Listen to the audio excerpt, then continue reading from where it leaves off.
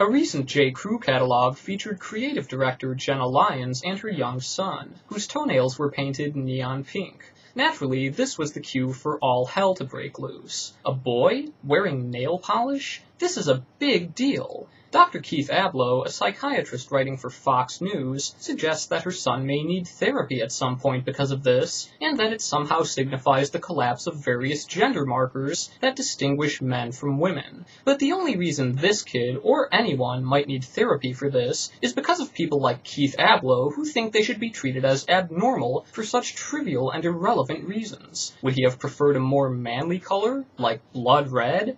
Keith Ablow claims that almost nothing is now honored as real and true, and says it's unwise to encourage little boys to play act like little girls. But what does it mean to act like a boy or a girl? There's nothing about nail polish, for example, that makes it any more real and true for girls rather than boys. It's just as artificial for either gender, yet somehow people have decided that it's appropriate for girls, but inappropriate for boys. Why is that? Nothing defines it as inherently feminine beyond the collective agreement to regard it as such. He goes on to say, how about one in which a little boy models a sundress? What could possibly be the problem with that? But what makes him think a dress is, by definition, something for girls only? If boys did wear dresses, they wouldn't just be for girls anymore. So what is the problem? You should see what Winston Churchill looked like when he was 4 years old, and then tell me gendered clothing is some kind of absolute. Keith Ablow believes that encouraging the choosing of gender identity, rather than suggesting our children become comfortable with the ones that they got at birth, can throw our species into real psychological turmoil, not to mention crowding operating rooms with procedures to grotesquely amputate body parts. Why not make race the next frontier? For a psychiatrist, he apparently knows nothing about what gender identity is. This isn't something that people choose for themselves. For all practical purposes, it does appear to be present from birth, but it doesn't always match up with physical sex, and what he's suggesting is anything but being comfortable with one's gender identity.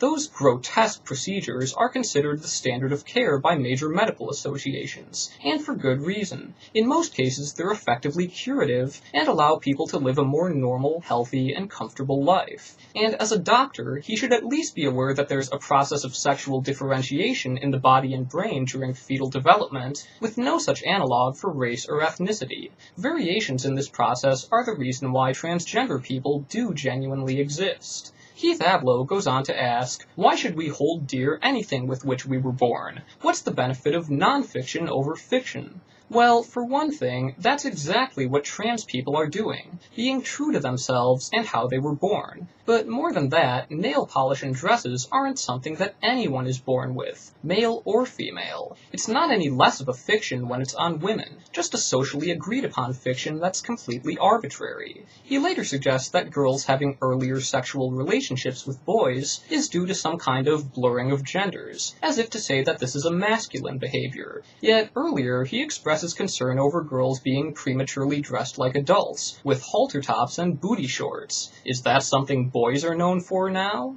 Then he worries about young men with their perfect hair and their washboard abs. Was working out and getting buff supposed to be a feminine thing? What's he complaining about? Perhaps most absurdly, he goes on to claim that this could lead to boys and girls losing interest in starting a family instead of having great sex forever, and marching into combat against other men and risking their lives. If nail polish can make people stop wanting to kill each other and start having awesome sex, maybe we should give it a chance. Keith Ablow speaks of mothers parading their sons through the streets in costumes, as if it's not a costume when girls are the ones wearing it. He accuses them of being hostile to the gender distinctions that actually are part of the magnificent synergy that creates and sustains the human race. They respect their own creative notions a whole lot more than any creative force in the universe. It's like he thinks nail polish must be a crucial and essential component of womanhood. What he doesn't realize is that he's mistaken his own limitations limited notions for those of some creative force, one which apparently cares about how you paint your toes. It's not as though people are going to become any more feminine because of the various accessories that are currently treated as such. People who feel more feminine might just be inclined to choose the things that are identified with it, and there's nothing wrong with that. So stop reifying the artifice of gender performance, and start recognizing how obviously manufactured it all is, no matter who's painting their nails. The only ones who are going to lose their heads over this are people like Keith Ablow.